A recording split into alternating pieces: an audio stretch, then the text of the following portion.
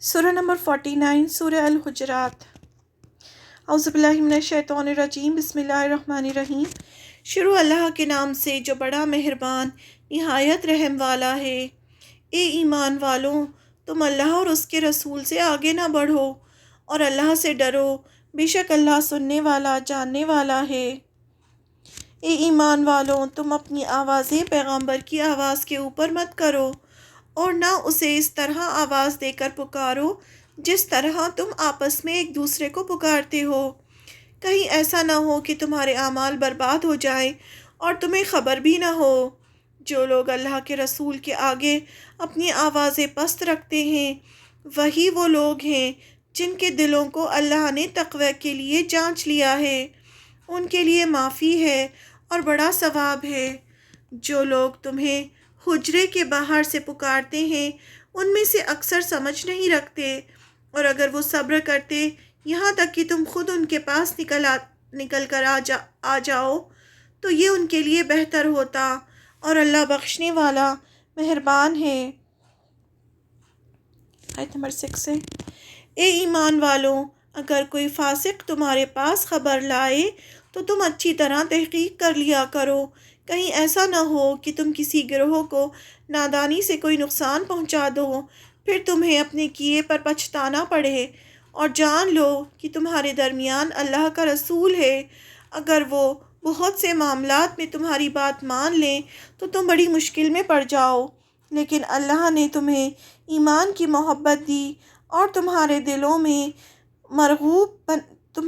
میں مرغوب بنا دیا، اور کفر اور فسق اور نافرمانی سے تمہیں متنفر کر دیا۔ ایسے ہی لوگ اللہ کے فضل اور انعام سے راہ راست پر ہیں، اور اللہ جاننے والا حکمت والا ہے۔ آیت نمبر 9 سے، اور اگر مسلمانوں کے دو گروہ آپس میں لڑ جائیں تو ان کے درمیان صلح کراؤ، پھر اگر ان میں کا ایک گروہ دوسرے گروہ پر زیادتی کرے تو اس گروہ سے لڑو جو زیادتی کرتا ہے یہاں تک کہ وہ اللہ کے حکم کی طرف لوٹ آئے۔ پھر اگر وہ لوٹ آئے تو ان کے درمیان عدل کے ساتھ صلح کراؤ اور انصاف کرو، بے شک اللہ انصاف کرنے والوں کو پسند کرتا ہے۔ مسلمان سب بھائی ہیں، بس اپنے بھائیوں کے درمیان ملاپ کراؤ اور اللہ سے ڈرو تاکہ تم پر رحم کیا جائے۔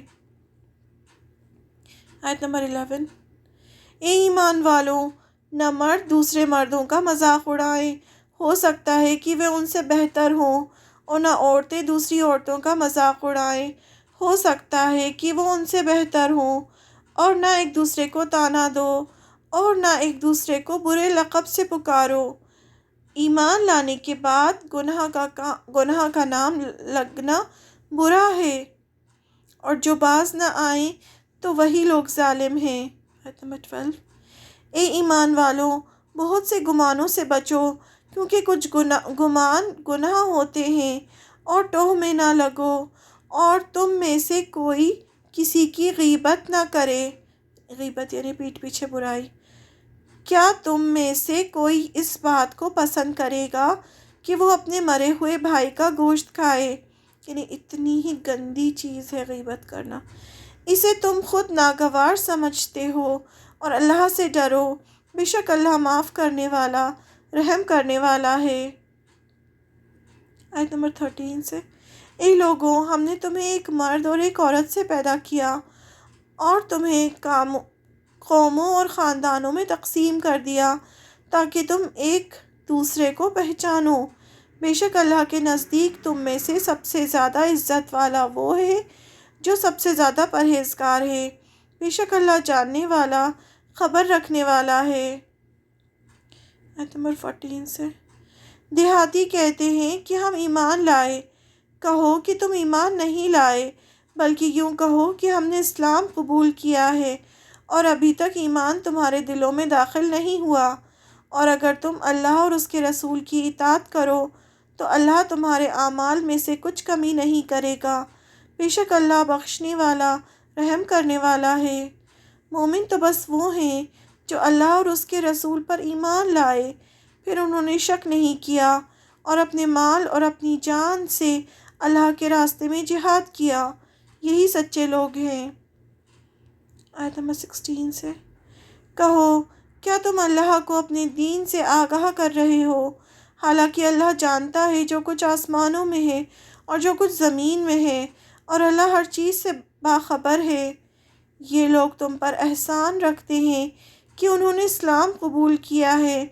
کہو کہ اپنے اسلام کا احسان مجھ پر نہ رکھو، بلکہ اللہ کا تم پر احسان ہے کہ اس نے تمہیں ایمان کی ہدایت دی، اگر تم سچے ہو۔